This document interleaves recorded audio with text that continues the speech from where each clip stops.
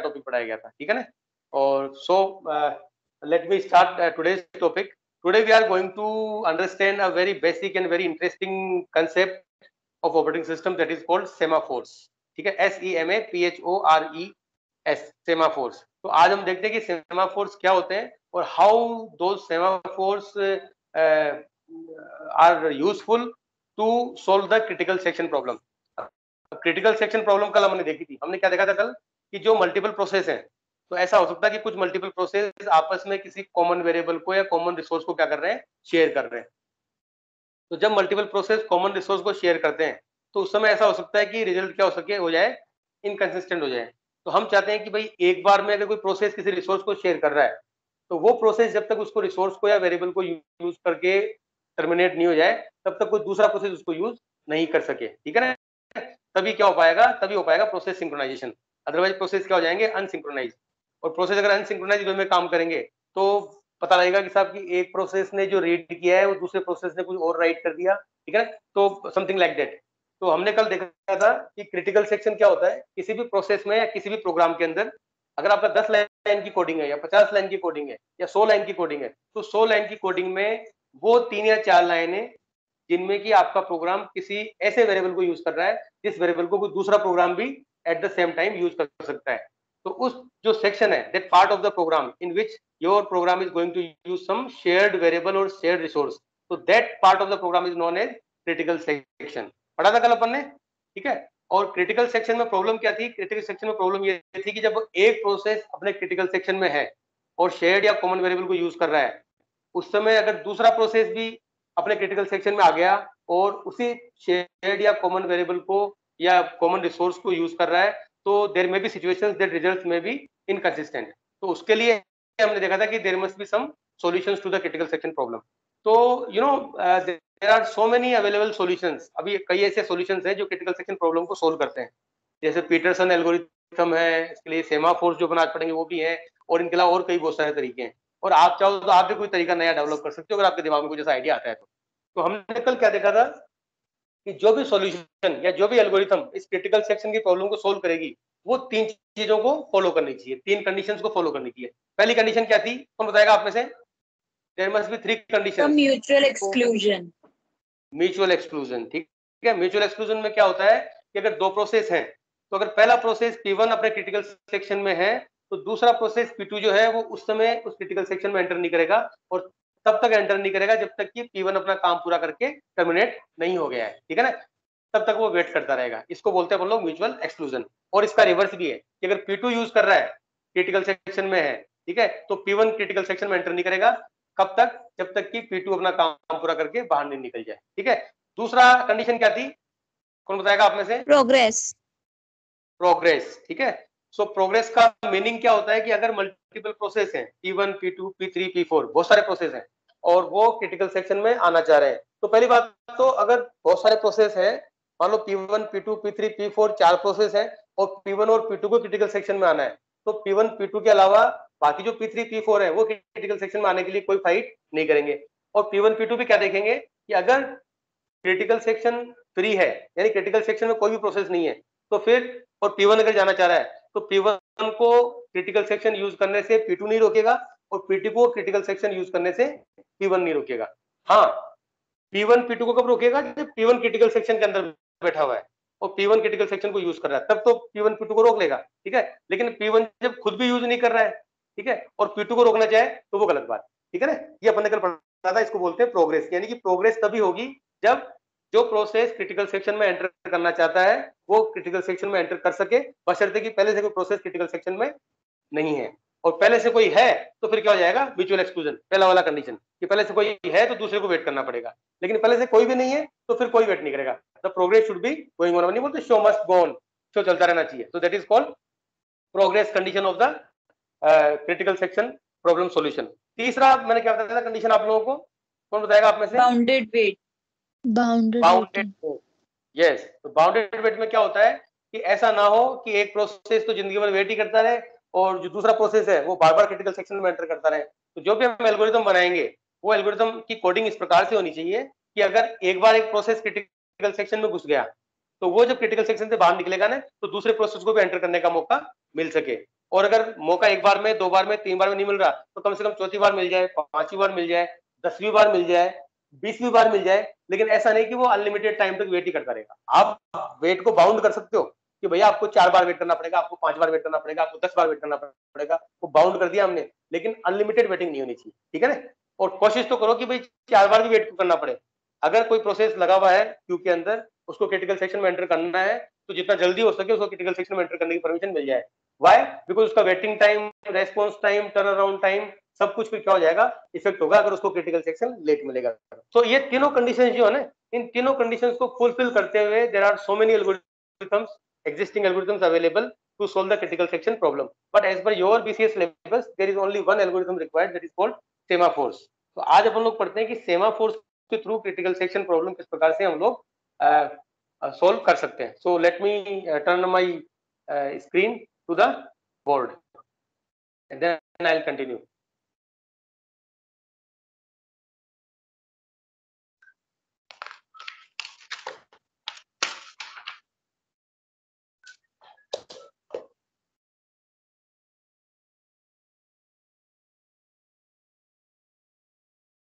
Board दिख रहा है आप लोगों को सभी को? थोड़ा मैं स्कोर पास कर देता हूँ। Yes sir. साफ साफ दिख रहा है ना? Yes sir. Okay fine. तो आज अपन लोग पढ़ते हैं, मैं थोड़ा इसको ऐसे कर लेता हूँ, सेमाफोर्स। सेमाफोर्स, एक तो इसकी स्पेलिंग ध्यान रखना, SEMAPHORE, सेमाफोर। और चूंकि सेमाफोर जो वेरिएबल होते हैं, ठीक है ना, वो मल्टीपल भी हो सकते हैं, इसलिए बोल दिया हमने सेमाफोर्स, ठीक है। तो सेमाफोर क्या है, तो आप चाहो तो राइट डाउन कर लीजिए, लिख लीजिए आप लोग। मैं बोल देता हूँ खाली कि semaphore is a variable, semaphore is a variable that can solve the critical section problem. लिख लीजिए आप, semaphore is a variable that can solve the critical section problem. लिख लिया? Yes sir. It is Yes sir. initialized to 1. It is initialized to 1, and after that it is initialized to 1। यानी semaphore एक variable होता है, से for example कि int s लिख दिया आपने, ठीक है, और आपने कर दिया s इज इक्वल टू 1, ये बिल्कुल एक वेरिएबल की तरह हो गया, int s and s is equal to 1। तो semaphore is a variable that will be used to solve the critical section problem. कैसे यूज होगा अभी अपन देखते हैं। और दूसरी बात क्या हो गई, semaphore is initialized to 1, and after that, एक बार जब आपने उसको इनिशियलाइज कर दिया, तो after that it can not be incremented और डिक्रीमेंटेड डायरेक्टली। मतलब कि आप डायरेक्टली ऐसा नहीं कर सकते कि s is equal to s plus 1 कर दिया या s is equal to s minus 1 कर दिया, दिस इज नॉट अलाउड। ये जो आपका सेमाफोर वेरिएबल है, उसको इंक्रीमेंट या डिक्रीमेंट या कुछ भी चेंजेस करने के लिए आपको 2 ऑपरेशंस काम में लेने पड़ते हैं। यू नीड 2 ऑपरेशंस, क्या बोल सकते हो, 2 एटॉमिक ऑपरेशंस बोलते हैं इनको अपन लोग, 2 एटॉमिक ऑपरेशंस, या बोल दीजिए 2 फंक्शंस बोल दीजिए, तो आप 2 फंक्शंस। तो उन फंक्शंस के थ्रू क्या कर सकते हैं हम लोग, सेमाफोर की वैल्यू को इंक्रीमेंट या डिक्रीमेंट कर सकते हैं। तो एक फंक्शन तो होता है, उसको बोलते हैं वेट, WAIT, वेट, ठीक है। आप वेट के अंदर क्या करोगे, एस को पास कर दोगे, वो वेट क्या करेगा, इस एस को इंक्रीमेंट या डिक्रीमेंट कर देगा। तो वेट को क्या करता है, वेट करता है इसको डिक्रीमेंट, यानी एस माइनस माइनस, ठीक है। और एक फंक्शन होता है वेट के अलावा, उसको बोलते हैं हम लोग सिग्नल। अरे वाह, आपको पता है पहले से, सिग्नल, सिग्नल एस। सिग्नल क्या करता है, सिग्नल कर देगा उसको प्लस प्लस। यानी सिंपल सी बात यह है, अगर आपको याद करना है कि semaphore is a variable that can solve the critical section problem, semaphore is initialized to 1, ठीक है, and after the initialization the semaphores can not be incremented और decremented independently, they can increment और decrement by using these functions wait and signal, ठीक है। Wait में तो क्या करता है, वो अपने आप को डिक्रीमेंट कर सकता है, और सिग्नल के थ्रू क्या करता है, वो अपने आप को इंक्रीमेंट कर सकता है। बट यहाँ पे एक बात ध्यान रखनी है आपको कि वेट के अंदर डिक्रीमेंट करने के पहले एक छोटी सी बात अपन को और करनी होती है। वो क्या करनी होती है, आप लिखते हो यहाँ पे while this s is less than or equal to 0 semicolon. यानी कि इसका मतलब क्या, मतलब भी आगे देख लेंगे अपन लोग। हमने लिख दिया यहाँ पे कि while this s is less than or equal to 0 semicolon. Semicolon का मतलब क्या हो गया, कुछ नहीं करना है। यहाँ पे कई लोग कंफ्यूज क्या होते हैं कि शायद while s is less than 0 s minus minus 1, नहीं, ये s माइनस माइनस अलग लाइन है, ये अलग लाइन है। ये s माइनस माइनस while के अंदर नहीं आ रहा, ध्यान रखना। पता है ना आप लोगों को, हमने सी लैंग्वेज पढ़ रखी है हम लोगों ने, कि while के बाद अगर सेमीकोलन लग जाए इसका मतलब क्या हो गया, व्हाइल के बाद सेमीकोलन का मतलब है यस, कुछ नहीं करना, कुछ नहीं करना। तो जब जब इसकी एस की वैल्यू 0 या 0 से कम होगी, या बोल सकते हो नेगेटिव होगी, जब जब एस की वैल्यू नेगेटिव होगी या 0 होगी तो कुछ भी नहीं करेगा, ठीक है। और लेकिन अगर एस की वैल्यू पॉजिटिव है, यानी कि 1 है या 2 है 3 है कुछ भी है, तो वेन एवर एस की वैल्यू पॉजिटिव है तभी अपन को इसको वैल्यू को माइनस माइनस करना है। तो आप चाहो तो उसको याद ऐसे कर सकते हो कि वेट फंक्शन क्या करता है, वेट फंक्शन को अगर एस की वैल्यू पॉजिटिव मिलती है तब तो उसको वैल्यू को क्या कर देगा, एस माइनस माइनस कर देगा, मतलब कि S is equal to S minus 1 कर देगा। और अगर वैल्यू नेगेटिव मिलती है, 0 मिलती है, तो वेट क्या करेगा, कुछ नहीं करेगा, ये व्हाइल लूप के अंदर इसको फंसा के छोड़ देगा। क्लियर है, यस या नो? यस या नो तो बोल दो। Yes, sir. और सिग्नल में क्या है, सिग्नल में कुछ भी नहीं है, सिग्नल में कोई वाइल नहीं लगाया, कुछ नहीं लगाया। सिग्नल क्या करता है, जैसे आप सिग्नल को कॉल करोगे तो सिग्नल एस की वैल्यू को क्या कर देगा, S is equal to S plus 1। और S is equal to S plus 1 को अपन शॉर्ट में क्या बोलते हैं, एस प्लस प्लस। क्लियर है आपको, right hand signal methods? Yes, sir. Fine. Now let Yes, us sir. see. Now let us see how those semaphores solve the critical section problem. ये कैसे करते हैं, क्रिटिकल सेक्शन प्रॉब्लम को solve कैसे करते हैं। अब देखिए, बात क्या थी, अपने कल क्या देखा था कि माना कि एक ये प्रोसेस है P1, ये प्रोसेस है P1 और ये प्रोसेस है P2, ठीक है। और ये कोई कॉमन वेरिएबल मान लीजिए x, ये कॉमन वेरिएबल क्या है, x है, ठीक है, क्योंकि s तो नाम अपन ने इसका रख दिया, सेमाफोर का, इसलिए अपन ये रख दिया अपन ने x। तो ये मान लीजिए कि P1 की कोडिंग है और ये आपके P2 की कोडिंग है, ठीक है। और कल क्या देखा था हमने कि ये मान लो क्रिटिकल सेक्शन P1 का है और ये क्रिटिकल सेक्शन से P2 का है, ठीक है। तो अगर ये P1 क्रिटिकल सेक्शन में, मतलब कि ये P1 x को यूज कर रहा है, तो उस समय हमको क्या करना है कि P2 x को यूज नहीं कर पाए, इस बात को हमको इंश्योर करना है। तो हम कैसे करते हैं, देखो, तो हम आ जाते हैं P1 की कोडिंग में। मैं इसको कोडिंग को थोड़ा बड़ा करता हूँ, P1 की कोडिंग में आते हैं हम लोग। P1 की कोडिंग में क्या था, ये पहले कुछ भी था, फिर आ गया क्रिटिकल सेक्शन। तो क्रिटिकल सेक्शन जो है ना आपका, क्रिटिकल सेक्शन मतलब कि क्रिटिकल सेक्शन जो होता है वो क्रिटिकल सेक्शन क्या करेगा, क्रिटिकल सेक्शन में एक्स को यूज करने की कोई ना कोई कोडिंग होगी, ठीक है। तो हम क्या चाहते हैं, क्रिटिकल सेक्शन में घुसने के पहले हम क्या कर लेंगे, इस वेट फंक्शन को कॉल कर लेंगे, वेट एस, ठीक है, wait S. Before entering into the critical section this wait S function will be called. और जो एस नाम का वेरिएबल है, उस एस की वैल्यू अपनी स्टार्टिंग में क्या कर दी, 1 कर दी, क्यों, हमने क्या देखा था कि सेमाफोर्स आर इनिशियलाइज्ड टू 1। तो मान लीजिए कि सबसे पहले क्या होता है, ये P1 जो है ना, ये ऐसे मान लो P1 की कोडिंग को बड़ा करके लिख रहा हूं मैं, ऐसे मान लो एक बार के लिए, ये P1 की कोडिंग है, ये P1 की कोडिंग, उसको बड़ा कर रहे हैं अपन लोग, ठीक है। ये 3 लाइन तो पहले की आ गई और ये 3 लाइन बाद की हो गई मान लीजिए, और ये बीच में क्या हो गया, क्रिटिकल सेक्शन। तो हम क्या कह रहे हैं कि जब कभी इस P1 को क्रिटिकल सेक्शन में एंटर करना होता है, तो क्रिटिकल सेक्शन में एंटर करने के जस्ट पहले P1 किसको कॉल करेगा, वेट एस को, यानी इस फंक्शन को कॉल करेगा। और जब ये वेट एस कॉल होगा तो वेट एस क्या देखता है कि भाई व्हाइल एस की वैल्यू इज लेस देन और इक्वल टू 0। तो इनिशियली एस की वैल्यू क्या है, यहाँ पे क्या दिख रहा है आप लोगों को, 1 दिख रहा है। तो ये लूप चलेगा क्या,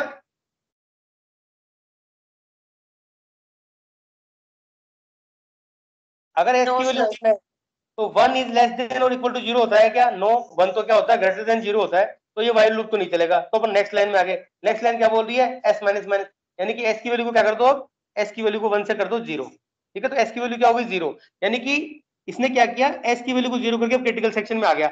और क्रिटिकल सेक्शन में 1 2 3 4 5 जो भी लाइनें थी वो लाइनें एग्जीक्यूट हो रही है, ठीक है। क्लियर है how P1 enters into the critical section. Yes, sir. Yes, sir. Whenever this P1 wants to enter into the critical section, before entering the critical section, P1 will call wait s. When wait s will be called, तो wait s क्या देखता है कि अगर s की value positive होगी तो मैं s माइनस माइनस कर दूंगा, और s की वैल्यू नेगेटिव होगी या 0 होगी तो मैं while लूप में चलता रहूंगा, कुछ नहीं करूंगा, ठीक है। तो यहाँ पे चूंकि स्टार्टिंग में वैल्यू 1 थी तो हमने क्या कर दिया, इसमें लूप में तो गए नहीं, इधर क्या किया, s माइनस 1, तो यानी s की वैल्यू को 0 कर दिया और ये अपना काम चालू कर दिया इसने। अब इतने में, क्योंकि हमने प्रॉब्लम क्या थी कि भाई सेम टाइम पे P2 भी एक्सेस कर सकता है। अब देखो क्या होगा, अगर सेम टाइम पे P2 भी एक्सेस करेगा, तो ये मान लो P2 की कोडिंग लिख दूं दोबारा मैं आपको, ये P2 की कोडिंग है। P2 कोडिंग में क्या है, 3 लाइन है P2 की, और ये P2 का क्रिटिकल सेक्शन है CS। P2 भी क्या करेगा, अपने क्रिटिकल सेक्शन में घुसने के पहले वेट को कॉल करेगा, ठीक है। अब जब P2 वेट को कॉल करेगा यहाँ पे, तो इस समय S की वैल्यू क्या है, 0। So when this P2 calls the critical, या the P2 wants to enter into the critical section, पहले वो वेट को कॉल करेगा। तो जैसे वेट को कॉल करेगा तो S की वैल्यू 0, तो यहाँ क्या लिखा हुआ है, while s is less than or equal to 0 do nothing। तो क्या करेगा, कुछ नहीं करेगा, फिर लूप चलेगा, फिर s की वैल्यू 0 रहेगी, कुछ नहीं करेगा, फिर लूप चलता रहेगा, कब तक पता नहीं कब तक, यानी s की वैल्यू 1 नहीं हो जाए। हाँ, और वैल्यू 1 कब होगी, अब बताइए वैल्यू 1 कब होगी। तो ये तो क्या कर रहा है, ये चला गया वेट में, यानी P2 चला गया वेट में, पहली बार लूप चला वेट, दूसरी बार लूप चला वेट, तीसरी बार लूप चला वेट, चौथी बार लूप चला वेट, तो ये लूप चलता रहेगा, वेट होता रहेगा जब तक कि s की वैल्यू 1 नहीं हो जाएगी। अब s की वैल्यू 1 कहाँ होती है वो अपन देखते हैं। देखो इधर क्या था, इस P1 ने अपना काम पूरा किया, क्रिटिकल सेक्शन से बाहर निकला, तो जैसे ही क्रिटिकल सेक्शन से P1 बाहर निकलता है, ये कॉल करता है सिग्नल को, सिग्नल S, ठीक है ना। अब देखो जब क्रिटिकल सेक्शन में एंटर करना था तो वेट को कॉल किया, जब क्रिटिकल सेक्शन से बाहर निकले तो सिग्नल को कॉल किया, और ये कंपलसरी है, इसको बोलते हैं अपन लोग एग्जिट सेक्शन। कल पढ़ा था अपन लोगों ने exit section and entry section, कि क्रिटिकल सेक्शन के पहले होता है एंट्री सेक्शन, क्रिटिकल सेक्शन के बाद में होता है एग्जिट सेक्शन। तो अपन ने क्या किया, एंट्री सेक्शन में तो वेट को कॉल किया था, एग्जिट सेक्शन में सिग्नल को कॉल करेंगे। तो जब इस सिग्नल को कॉल करेगा, ठीक है, तो इसने सिग्नल को कॉल किया, सिग्नल विद वैल्यू s। अब s की वैल्यू क्या है इस समय, 0 है, यस या नो, 0। तो जैसे सिग्नल कॉल होता है तो s की वैल्यू क्या हो जाएगी, प्लस प्लस, यानी कि s की वैल्यू वापस क्या हो जाएगी, 0 से 1 हो जाएगी।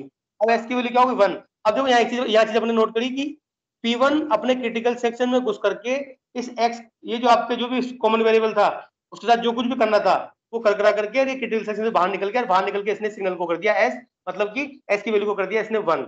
तो अब इसका मतलब कि अब इस P1 ने अपना काम पूरा कर लिया है और ये बाहर निकल चुका है, और इसने s की वैल्यू को क्या कर दिया, 1 कर दिया बाहर निकलते ही। ये लगभग वही हो गया कि आप जब बाथरूम के अंदर घुसे थे तो आपने कुंडी लगा ली, वेटेज का मतलब क्या हुआ, अंदर से कुंडी लगाना, और ये सिग्नल का मतलब क्या हो गया, अब आप बाहर निकले तो कुंडी खोल गए ताकि कोई दूसरा है तो आराम से बाथरूम में घुस सके। अब क्या हुआ, इधर P2 क्या था, वेटिंग चल रही थी P2 की वेटिंग 1 बार 2 बार 3 बार 4 बार वेटिंग चल रही थी, इतने में क्या हुआ, s की वैल्यू 1 हो गई, इसके सिग्नल को कॉल करते हैं। तो जैसे s की वैल्यू 1 हुई तो इधर क्या हो जाएगा वापस P2 के लिए अब ये वाइल लूप P2 के लिए क्या हो जाएगा, स्टॉप हो जाएगा, और जब वाइल लूप P2 के लिए स्टॉप हो जाएगा तो अब अब P2 क्या करेगा, अब P2 अपने क्रिटिकल सेक्शन में घुस जाएगा, और घुसने के पहले क्या कर देगा, वो इस s की वैल्यू को माइनस माइनस, मतलब कि जो 1 थी 1 को वापस क्या कर देगा, 0 कर देगा।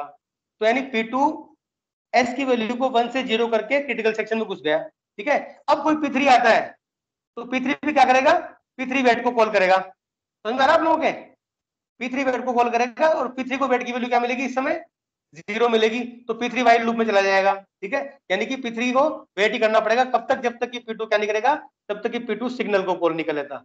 और P2 सिग्नल कब कॉल करेगा, एग्जिट सेक्शन में, यानी कि P2 अपने क्रिटिकल सेक्शन में सारा काम करके फिर एग्जिट सेक्शन में आएगा और वहां जाके सिग्नल एस को कॉल करेगा, और जैसे ही P2 सिग्नल एस को कॉल करेगा तो सिग्नल एस क्या करता है, जो वैल्यू 0 होगी एस की, वापस क्या कर देगा, उसकी वैल्यू को वो s प्लस प्लस, यानी कि वैल्यू को वापस 1 कर देगा, ठीक है। तो यानी कि अब सिंपल सा अपने समझ में क्या आ रहा है, हमारे समझ में ये आ रहा है कि जब कभी एक प्रोसेस अपने क्रिटिकल सेक्शन में घुसता है तो वेटेस को कॉल करता है, और वेटेस में अगर उसको वैल्यू s की 1 मिलती है तब तो वो अंदर घुस जाएगा, और वैल्यू 0 मिलती है तो वो क्या करेगा, वेट करता रहेगा, और अगर वैल्यू 1 मिली तो वो क्रिटिकल सेक्शन में घुस जाएगा, अपना काम पूरा करेगा, फिर सिग्नल को कॉल कर लेगा, और सिग्नल को कॉल करके वापस वैल्यू क्या कर देगा, 0 से 1 कर देगा। जब वैल्यू 0 से 1 हो जाएगी तो किसी दूसरे प्रोसेस को भी वो क्रिटिकल सेक्शन में एंटर करने की परमिशन मिल जाएगी। तो देखो यहाँ पे वो 3 कंडीशन सोल्व कैसे हो रही है।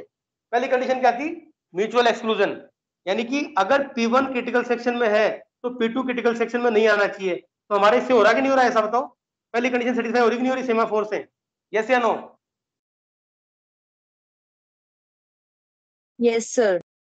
सेमाफोर की हेल्प से पहली कंडीशन सेटिस्फाई हो रही है, क्यों, क्योंकि पहली कंडीशन के हिसाब से अगर P1 क्रिटिकल सेक्शन में है और P2 क्रिटिकल सेक्शन में आना चाह रहा है, तो चूंकि P1 ने s की वैल्यू 0 कर दी, ठीक है, P1 ने s की वैल्यू 0 कर दी, और P2 जब तक की s की वैल्यू उसको 1 नहीं मिलेगी तब तक वो वेट ही करता रहेगा। इसका मतलब P2 can not enter until P1 completes it's work and P1 calls signal, ठीक है। तो फर्स्ट कंडीशन क्या थी आपकी, सेटिस्फाई होगी, मतलब सेमाफोर जो है क्रिटिकल सेक्शन प्रॉब्लम को सोल्व करने के लिए आपकी हेल्प तरीके से कर रहे हैं। दूसरी कंडीशन क्या थी, प्रोग्रेस।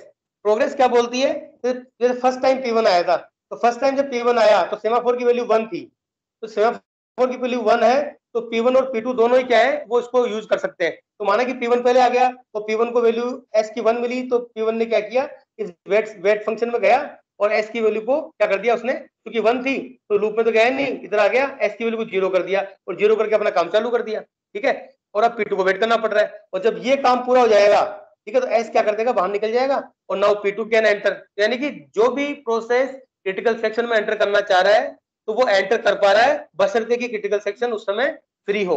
और क्रिटिकल सेक्शन फ्री नहीं है तो फिर म्यूचुअल एक्सक्लूजन चल रहा है, यानी तब तक उसको P2 को वेट करना पड़ेगा। तो दूसरी कंडीशन भी क्या हो गई, सेटिस्फाई हो गई। हुई कि नहीं हुई, यस या no? Yes sir. Yes sir. P1 P2 को एंटर करने से नहीं रोक रहा है। अभी आपको क्या लग रहा है यहाँ पे कि P1 P2 को एंटर करने से जब ऐसे नहीं रोक रहा है, P1 क्या बोला कि भाई साहब मैं यूज कर रहा हूँ इसलिए आप इंतजार करो, ठीक है ना। जबकि प्रोग्रेस में क्या पढ़ा था अपन ने, कल अपने साक्षी का यशस्वी का एग्जांपल लिया था ना, कि यशस्वी कंप्यूटर पे काम करना चाह रही है पर साक्षी उसको मना कर रही है। साक्षी बोल रही मैं भी कंप्यूटर पे काम नहीं करूंगी, तेरे को भी काम नहीं करने दूंगी, तो वो गलत था। यहाँ पे क्या हो रहा है, ये P1 बोल रहा है कि मैं काम कर रहा हूँ अभी, इसलिए आपको वेट करना पड़ेगा, तो वो जेन्युइन है। अगर ये काम कर रहा है तो उसको वेट करना पड़ेगा। लेकिन जब ये काम करके फ्री हो चुका तो फिर ये वेट नहीं करेगा, अब इसको आराम से एस की वैल्यू 1 मिल जाएगी, और 1 मिलते क्या करेगा, ये आराम से अपना काम चालू कर देगा। तो प्रोग्रेस भी यानी सेकंड कंडीशन भी क्या हो रही है, सेटिस्फाई हो रही है। अब देखते हैं थर्ड कंडीशन। थर्ड कंडीशन में क्या था, बाउंडेड वेट। बाउंडेड वेट का मतलब कि P1 जो है वो P1 तो बार बार क्रिटिकल सेक्शन को यूज किया जा रहा है और P2 का नंबर ही नहीं आ रहा, लेकिन यहाँ पे ऐसा नहीं हो रहा। क्यों? क्योंकि यहाँ पे जब P1 ने पहली बार इसको यूज किया क्रिटिकल सेक्शन को, तो पहली बार यूज करने के बाद जैसे बाहर निकला तो उसको सिग्नल एस के थ्रू एस की वैल्यू को 0 से 1 करना पड़ गया, कंपलसरी हो गया। इसका मतलब जैसे एस की वैल्यू 1 मिली तो ये जो वेटिंग कर रहा था P2, उसको तुरंत वैल्यू 1 मिल गई, वो कहां पे आ गया, सीधा क्रिटिकल सेक्शन में आ गया। यानी P1 को वेट करना ही नहीं पड़ा। तो यानी बाउंडेड वेट का मतलब क्या होगा, सिंपल सा, कि P2 को तभी तक वेट करना पड़ा जब तक कि P1 अपना काम पूरा नहीं कर लेता, उसके बाद में P2 को वेट नहीं करना पड़ा। तो बाउंडेड कंडीशन की जो सॉरी बाउंडेड वेट की जो कंडीशन थी वो भी क्या हो गई, सेटिस्फाई हो गई। तो इसलिए हम क्या बोलते हैं कि सेमाफोर जो है, सेमाफोर क्रिटिकल सेक्शन की प्रॉब्लम को सोल्व करने के लिए बाकायदा पूर्णतया सक्षम है, और वो तरीके से क्रिटिकल सेक्शन की प्रॉब्लम को सोल्व कर रहे हैं। यानी कि अगर हम सेमाफोर्स को यूज करते हैं तो प्रोसेस सिंक्रोनाइज।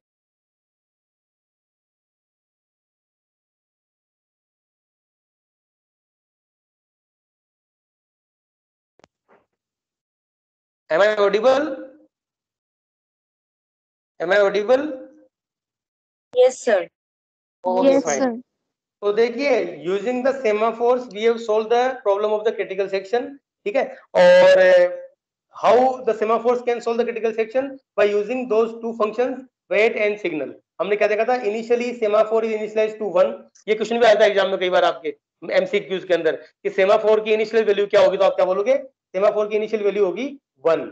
फिर वेट क्या करता है, वेट उसको 1 से 0 कर देगा, ठीक है। और सिग्नल क्या कर देगा, सिग्नल 0 से वापस 1 कर देगा। क्लियर है, यस या no? Yes sir. Yes sir. और वेट में और सिग्नल में खाली समझने की बात इतनी सी है कि वेट जो है वो अगर उसको वैल्यू नेगेटिव मिलती है या 0 मिलती है तो वेट क्या करता रहेगा, वेट ही करता रहेगा, मतलब वाइल लूप चलेगा बिना कुछ किए, यानी वेट ही करता रहेगा। इसलिए इसका नाम वेट है, कि you have to wait until the S value becomes positive. अगर एस की वैल्यू पॉजिटिव नहीं हो रही है किसी सिग्नल के द्वारा तो फिर आपको वेट में रहना पड़ेगा, ठीक है। और ये जो वेट और सिग्नल फंक्शंस है, इनके द्वारा सेमाफोर क्या कर रहा है, उन 3 कंडीशन को सेटिस्फाई कर रहा है जो कि क्रिटिकल सेक्शन की प्रॉब्लम को सोल्व करने के लिए जरूरी थी। So this is the introduction to semaphores. अब थोड़ा सा एक लाइन और देख लो आप लोग कि सेमाफोर 2 टाइप के होते हैं। एक तो होते हैं बाइनरी सेमाफोर, बाइनरी सेमाफोर, एक होता है काउंटिंग सेमाफोर। तो ज्यादा अपन डेप्थ मिल जाएंगे, आपके कोर्स में इतना है नहीं, पर आप नाम ध्यान रखो, binary semaphore and counting semaphore. Basic difference क्या है, बाइनरी सेमाफोर की वैल्यू 0 या 1 हो सकती है। अभी अपन ने यूज किया वो कौन सा वाला है देखा जाए तो बाइनरी सेमाफोर, ठीक है, जिसमें वैल्यू क्या है, 0 या 1 है। और काउंटिंग सेमाफोर की वैल्यू -इन्फिनिटी से +इन्फिनिटी तक कुछ भी हो सकती है, मतलब कि काउंटिंग सेमाफोर की वैल्यू कुछ भी हो सकती है। तो काउंटिंग सेमाफोर्स कब काम आते हैं, कैसे काम आते हैं, ये भी आउट ऑफ द स्कोप है, हम लोग ज्यादा इसके अंदर नहीं घुसेंगे। हमने भी कौन सा एग्जांपल देखा है, लगभग ये बाइनरी सेमाफोर्स का, जिसमें कि सेमाफोर की वैल्यू 1 या 0 होती है, ठीक है।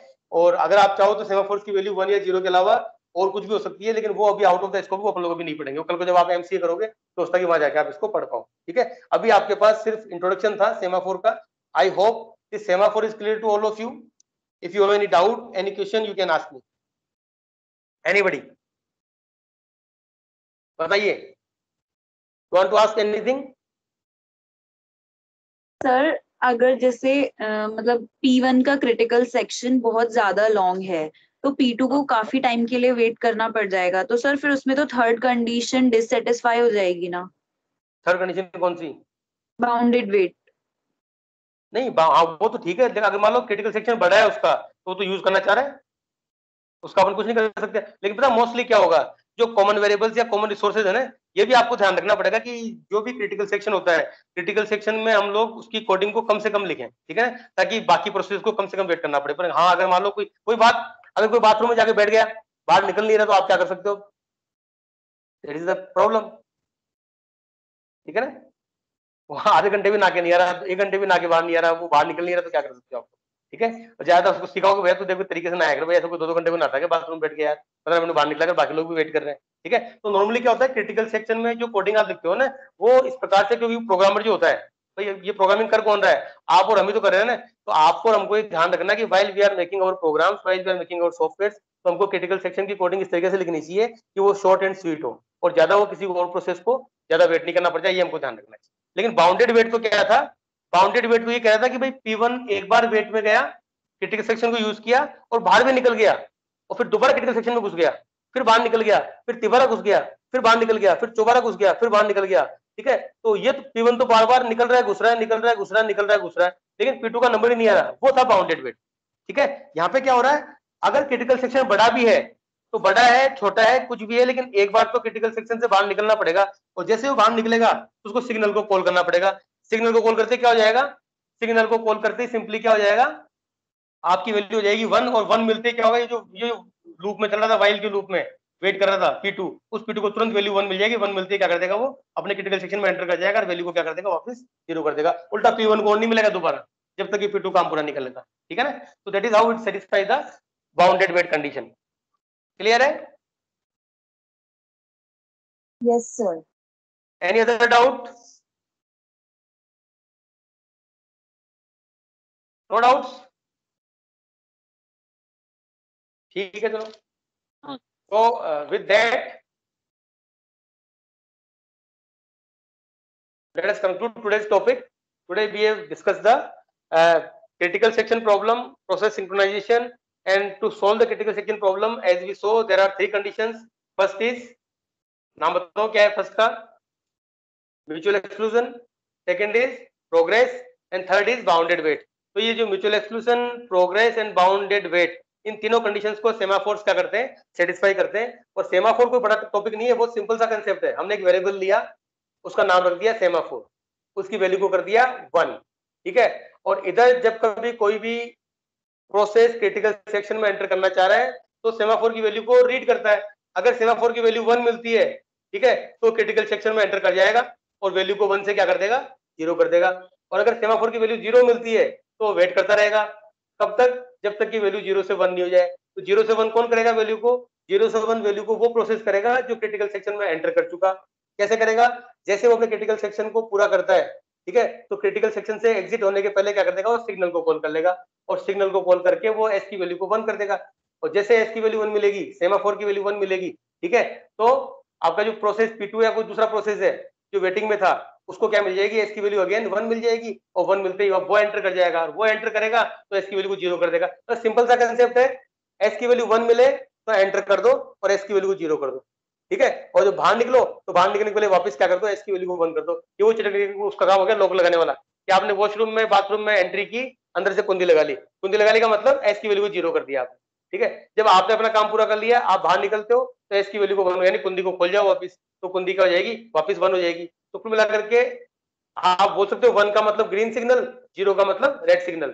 जो होता है ना आपके उसके अंदर एरोप्लेन में होता है, एरोप्लेन का जो वॉशरूम होता है, आप दूर से पता लगा सकते हो, आपको वॉशरूम तक नहीं जाना। एरोप्लेन में क्या होता है, आपकी सीट के सामने कहीं ना कहीं वो दिख रहा होता है कि भाई वॉशरूम अवेलेबल है कि नहीं है। तो वॉशरूम अवेलेबल होगा तो लाइट ग्रीन हो जाएगी, तो ग्रीन से आप समझ जाओगे वॉशरूम इस समय खाली है, I can go and use, ठीक है। और अगर कोई वॉशरूम में होगा तो ग्रीन लाइट क्या हो जाएगी, रेड हो जाएगी। तो आप बैठे बैठे पता कर लोगे अपनी सीट से ही कि भैया वॉशरूम में तो कोई है, मैं थोड़ा रुक के जाता हूँ।